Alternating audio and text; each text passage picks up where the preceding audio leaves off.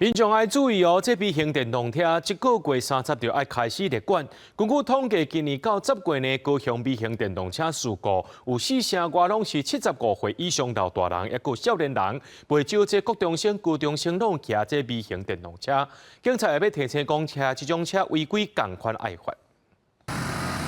微型的电动车免驾照，嘛唔免纳税金。这几年真侪民众选择骑微型电动车，不过根据6都的统计，今年1月到10月，拢总有3876件微型电动车的交通事故，其中有12个人死亡。这个月30微型电动车特别强制挂牌管理，要是有骑车的民众唔知影相关的规定。不知道，我也是刚听说，然后。我以为都跟一般的摩托车都一样的，有什么新规定我真的不清楚。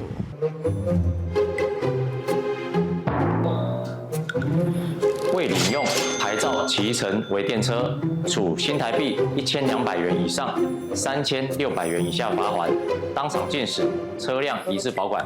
高雄市警察局统计，今年到10月，高雄微型电动车的事故有3成是国中甲高中生骑的，超过75岁时代嘛有68件，占1成2。上主要的原因是因为无烧尿。高雄区监理所嘛表示，这个月开始，逐工拢有民众排队要来检车，今年计共有11000多台要挂牌。我们除了在所本部这边挂牌之外，在其他的微电车的厂商，还有工业区那边，我们有实施到点服务。以今年度来讲，我们已经有160场。监理所表示，最近检车时，有发现部分微型电动车有改过，所以走较紧。不过，只要时速超过25公里，就袂当挂牌。提醒民众把握上尾1礼拜的时间申请牌照，骑车才袂去罚款。